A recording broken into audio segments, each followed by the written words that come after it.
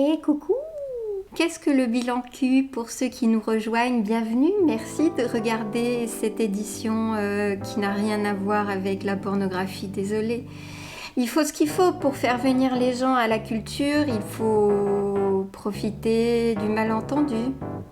Vous m'en voulez? Le bilan Q, qu'est-ce que c'est? C'est un rendez-vous culturel mensuel où je raconte les films, les lectures, les spectacles, la musique, les séries, les expos, tout ce que j'ai consommé de culturel parce que la culture, c'est la nourriture qui fait qu'on est des meilleurs humains. Sinon, petite annonce, je serai au Festival Frames pour la 3e édition du Festival Frames d'Avignon les 29 et 30 septembre prochains, donc c'est le week-end prochain. Il y aura une projection de Solange les Vivants avec des échanges avec moi. Il y aura aussi une projection d'un documentaire inédit qu'une jeune anthropologue a fait sur mon travail, avec échange aussi. Je pense qu'il y aura une séance de dédicace de Autoportrait en chienne, mon dernier livre, que tu peux toujours te procurer dans les bonnes librairies et sur internet. Il y aura... Ah oui, mais mon film, je me suis rendu compte que mon film, il était désormais visible sur YouTube pour 4 € je crois. Tu peux voir mon film. C'est bien, non? C'est pratique. Alors, je ne sais pas si c'est dans tous les pays, sur tous les continents. Je fais 2 petits ateliers de jeux à la caméra. C'est sur inscription. Il y aura aussi une table ronde sur la question de où commence le personnage, où s'arrête la personne et vice-versa. Tous les détails du programme sont visibles sur le site. Je te mets le lien dessous. Viens si tu veux me faire coucou, des bisous, tout ça. Ce n'est pas une actu chaude, mais il faut que je te parle du dernier album de Bagarre. Je t'ai déjà parlé de Bagarre, mais Bagarre, c'est un groupe inclassable. Je ne sais pas si c'est de l'électro, je ne sais pas si c'est du disco, je ne sais pas si c'est du hip-hop. Je ne sais pas, je ne veux pas savoir, je ne veux pas nommer. Je sais que cet album, il est très cul. Si tu es un jeune homme entre 25 et 35 ans et que tu es fan de Bagarre, je pense que nous sommes compatibles sexuellement. Je n'ai pas besoin d'amant, tout va bien. Je vais aller chercher des paroles, tu vas voir. L'album s'appelle Béton Armé et il défonce. J'aime toutes les chansons, elles me font toutes danser. Elles m'émeuvent, elles m'excitent, elles me rendent nostalgique, elles me parlent de ma génération. Alors ma préférée c'est Honolulu. Alors là je pleure. Même si je ne vois plus tes yeux, Honolulu lâche tes cheveux. Alors la chanson qui s'appelle Diamant, elle parle de masturbation féminine, n'est-ce pas? Et c'est tellement beau. Diamant, tu te déshabilles, tu n'es plus une petite fille, ouvre les yeux, aime-toi, sans couverture, allonge-toi. Et le refrain, tenez-vous bien, index à l'envers, majeur en l'air, index à l'envers, majeur en l'air, à chaque doigt son diamant, gloire à l'amour solitaire. Il y a des diamants qu'on porte sur le doigt, il y a des diamants que l'on ne voit pas, il y a des diamants qui brisent des miroirs, il y a des diamants qui saignent dans le noir. Je meurs. Il y en a une, c'est laquelle? Sur les cam girls. La vie c'est nul, t'es sous la lune, l'écran est moite quand tu t'allumes. Est-ce que ça ne parle pas de ton rapport au porno, ça? Son corps de rêve, écran de veille, les draps mouillent, personne surveille. La nuit je veille, lueur d'espoir, une drôle d'odeur dans mes mouchoirs. Non mais je sais pas, je suis la seule ou pas? Toutes elles sont imprévisibles, elles sont pleines d'arrangements comme t'as jamais vu ailleurs. Bon, je suis pas spécialiste de musique, mais qu'est-ce que c'est original, quoi. Je suis pas assez cool pour toi, je crois, Bagarre, mais tu me fais rêver, tu me sauves, tu me plais. Je veux faire des choses avec toi dans le noir, dans la rue. Après la musique, de quoi on parle? Bon, donc j'ai souscrit un abonnement à Netflix pour essayer de voir ce qui se fait et tout. Alors, je suis très déçue. Dites-moi ce qu'il faut que je regarde, je suis très déçue. Bon, je vais vous parler d'une chose inouïe, fabuleuse. Ce One Woman Show de cette Australienne qui s'appelle Anna Gadsby, ça s'appelle Nanette. Je voudrais pas te dire que c'est une lesbienne. parce que c'est juste un détail. Et à la fois pas du tout, mais à la fois tout le monde doit voir, parce que c'est politique, c'est pour tout le monde et ça fait froid dans le dos et je suis sous le choc et c'est féministe, mais d'une manière mais tellement intelligente et drôle. Et dans ce spectacle, elle réfléchit à la possibilité d'arrêter de faire de l'humour justement parce qu'elle questionne le cynisme et les limites de l'humour. C'est brillant, que dire. Bon, je dois voir quoi sur Netflix parce que j'ai l'impression que tous les documentaires, ils sont faits sur le même principe. On m'a dit que Chef's Table, c'était bien. Je vais essayer. Mais sinon, j'ai l'impression que tout est hyper formaté. Je trouve que c'est difficile de chercher. Qu'est-ce qui est bien, qu'est-ce qui est vraiment bien? Dites-moi. Et... Bon, vendredi dernier, je suis allée à la librairie La Petite Égypte parce que Mona Chollet était là pour parler de son nouveau livre dont le sujet m'enchante. Mais bon, j'ai pas pu rentrer, c'était bondé, donc je suis repartie avec le livre, un peu la queue entre les jambes. Alors là, j'ai à peine lu une 30aine de pages, je me régale et je sais que j'adorerais, je ferai sûrement une vidéo dédiée parce que c'est un trop beau sujet. J'ai déjà parlé de Chez Soi et de Beauté Fatale qui sont deux livres vraiment hautement recommandables et délicieux. Donc je me plonge là-dedans en ce moment et plus sérieusement dans les autres lectures évoquées dans mes lectures d'été, mes 10 lectures d'été. Je n'ai pas beaucoup avancé depuis cette vidéo. Tu lis quand? Tu lis où? Tu lis combien?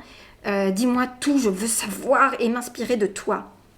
Je fais beaucoup ça avec mes parapluies, ils sont très gentils et indulgents avec moi, j'arrête pas de leur demander c'est quoi leur vie parce que j'ai besoin d'avoir des espèces de cobayes de l'emploi du temps et de faire comme d'autres gens, ça me motive, tu vois. Ce que je peux dire déjà, mais ça sera très incomplet, c'est que elle est maline, Mona, parce qu'en fait, la sorcière, c'est un personnage qui permet de parler de misogynie, du corps, du pouvoir, de la maternité, de la vieillesse, de l'image, de l'indépendance, de la magie, de la nature. Enfin, je me régale d'avance, mais j'y reviendrai. J'étais cet été à Avignon pour présenter une étape de travail de mon futur spectacle dont j'aurai l'occasion de reparler sûrement. Et j'ai eu l'occasion de voir mon premier spectacle de Fia Ménard. Ça s'appelle Saison sèche. La tournée n'a pas encore commencé, je crois que ça reprend en janvier. Ça faisait longtemps que je n'avais pas eu ce genre d'émotion au théâtre. Bon, je vois pas des masses de spectacles non plus. Ça m'a rappelé un petit peu les émotions que j'ai eues à mon premier Castellucci. Parce qu'elle emprunte vraiment au monde des arts plastiques. Ça parle de la sororité d'une manière mais animale. C'est une sorte de traversée de tous les temps. Là aussi, il y a des sorcières. Elles sont combien? 7? Peut-être 7 interprètes qui sont tantôt enfants, tantôt animales, tantôt primitives, tantôt hommes, tantôt soldates, tantôt débris. C'est très organique, énergique. Je pense que les filles ont pas mal de bleu.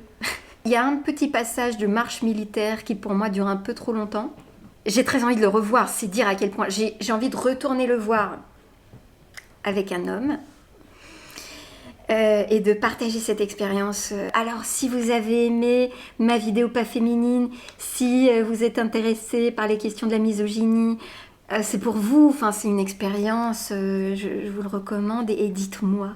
J'ai aussi vu, voilà, on y arrive au cheval avec la femme nue, on y arrive. J'ai vu Hate de Laetitia Doche, c'était au Festival d'automne aux Amandiers de Nanterre. On n'a pas souvent l'occasion de voir un spectacle d'un duo d'un cheval avec une femme nue. Comment tu crois que j'aurais pu rater ça ? C'était pour moi, c'était sûr, et ne le dis à personne, mais l'un de mes fantasmes depuis des années, c'est de monter un cheval accru toute nue. Et Laetitia le fait devant mes yeux, j'étais au premier rang en plus. Tu le sais, combien j'aime la nudité désexualisée. Et là, c'est le cas. Je pense qu'il y a eu une vraie éthique dans le dressage de ce cheval pour ce spectacle. Il y a de la terre au plateau, il y a un cheval mâle qui fait un long pipi au moment où on s'assoit. Il y a Laetitia toute nue qui propose plus ou moins à ce cheval de s'accoupler pour faire un bébé parce que la pauvre elle a 38 ans et elle réussit pas à trouver un mec. Bon, mais ce que j'ai surtout aimé, c'est sa fantaisie enfantine avec ce cheval. À un moment, elle lui fait une voix.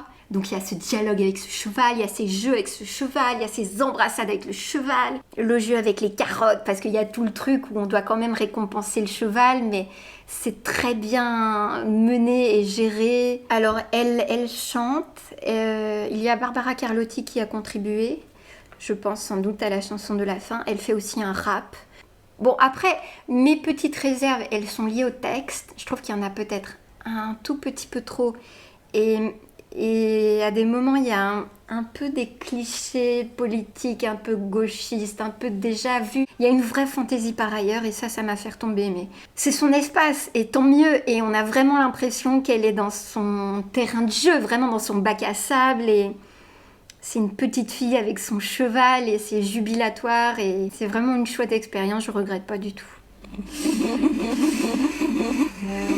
Je voulais aller voir Burning de Lee Chang-dong, mais j'ai raté la séance du coup.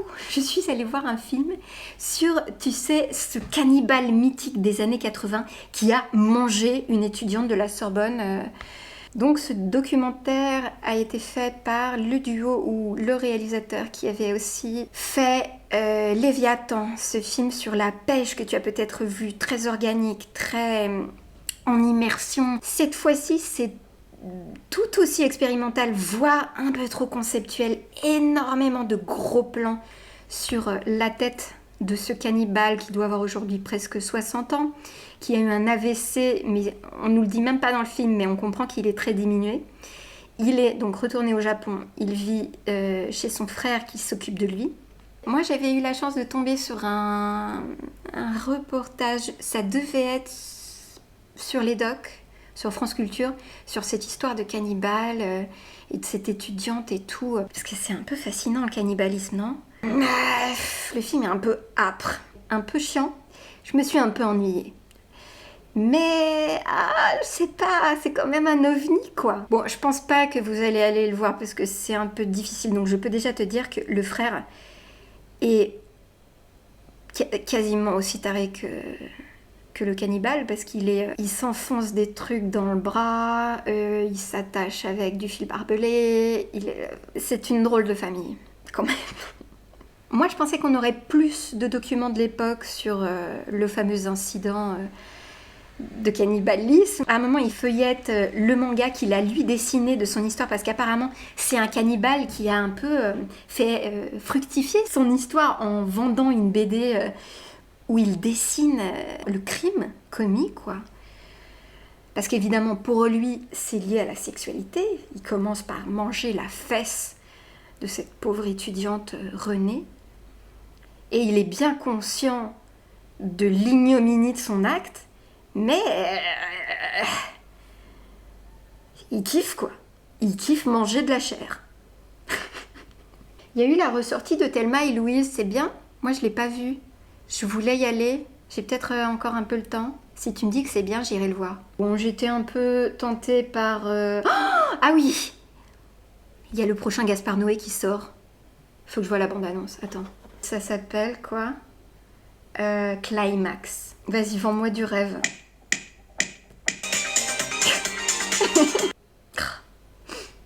De toute façon, je vais y aller. Il y aura sûrement encore de très jolies filles, de la très bonne musique, de la drogue, un drapeau français, du gore, du sang, de la crasse, du sexe.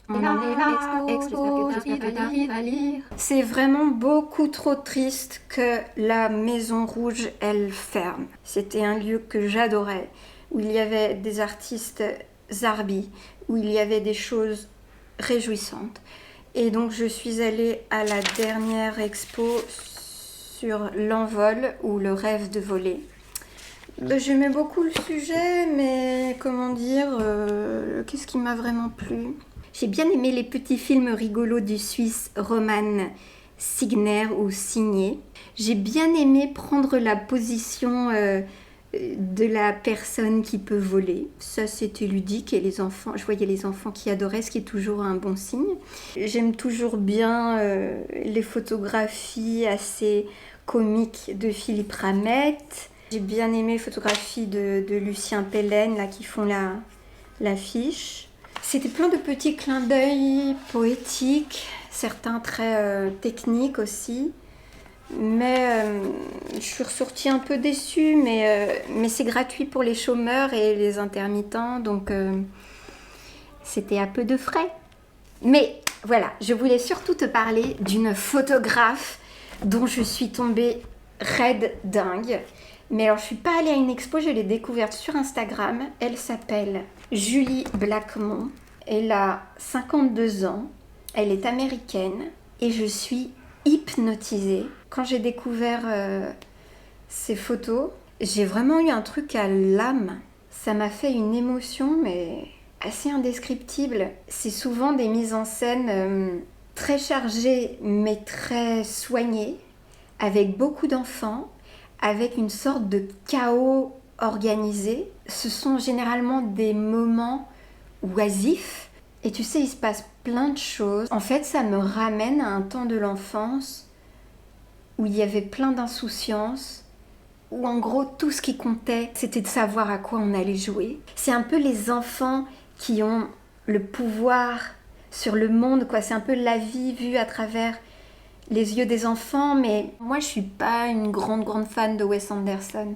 Ce que je trouve qu'elle a, elle, que lui n'a pas, je trouve qu'il y a quelque chose de plus spirituel dans sa lumière, de plus aléatoire aussi dans la surcharge, dans la manière de répartir les objets, les couleurs. Pour moi, elle réussit à convoquer l'allégresse de l'enfance, que même si tu l'as pas connue, tu peux le reconnaître dans ce qu'elle réussit à représenter. Il y a une chaussure par-ci, une poupée par-là, il y a une chaise renversée, il y a des animaux, il y a peut-être aussi une vie de communauté, des familles d'enfants, enfin les enfants qui se retrouvent où tu sais que c'est la bande d'enfants où tu ne seras pas rejeté en fait. C'est cette sorte de naturel d'enfant où tu es à ta place, où que tu ailles, et c'est inépuisable, tu vois, la vie est une source inépuisable d'enchantement. Pour moi, c'est ça, Julie Blackmon. Et j'ai pas tout regardé d'elle parce que je m'en garde pour plus tard, tu vois. Là, t'arrives à lire. Oh, c'est pas très clair. Ben voilà, je me suis mise cet été beaucoup à en consommer. Je te conseille vite fait, comme ça, Les couilles sur la table, qui est ce podcast qui parle des sujets de la masculinité, par exemple les orgasmes masculins, l'amour c'est pas pour les garçons, en regardant du porno, éducation virile, qui sont les violeurs, sexe sans consentement, le rôle des hommes, contraception masculine, pourquoi le sport reste encore un truc de mec, masculinité noire. Et aussi je peux vous recommander les masterclass de France Culture, surtout celle avec Philippe Catherine qui est juste délicieuse. En plus parce que c'est rare d'entendre parler un artiste de lui-même et de son travail avec autant de distance, d'humour et de, je sais pas, de santé, j'ai envie de dire. Ça m'a rafraîchi. Bon, bien sûr, je l'ai un petit peu envié, mais bon, j'ai aussi écouté, il y a Annette Messager, il y a Daniel Buren, il y a Marie Dariussec. Vous y allez selon vos goûts, hein. Parfois, on a des mauvaises surprises, c'est-à-dire, moi, ça m'est arrivé, je ne vais pas forcément nommer qui, mais que c'est pas simple de parler de soi. Il y en a qui sont pas doués et qui ne donnent pas envie de... qui peuvent dégoûter un peu de leur travail, je sais pas comment dire. C'est dangereux parfois de parler de soi, hein. Sylvain Tesson, Denis Podalides, il y en a plein. Mathilde Monnier, Éric Ruge, Dominique A, Bertrand, Agnès Varda, Pierre Michon. Ah, Pierre Michon. Est-ce que tu vas bouffer la culture? Est-ce que tu peux me dire comment tu t'en sors pour lire plus? Waouh, waouh, waouh, waouh, waouh, waouh, waouh. T'as vu tous mes secrets ou pas? Merci d'avoir bouffé du cul, à la semaine prochaine. J'aime les rivières.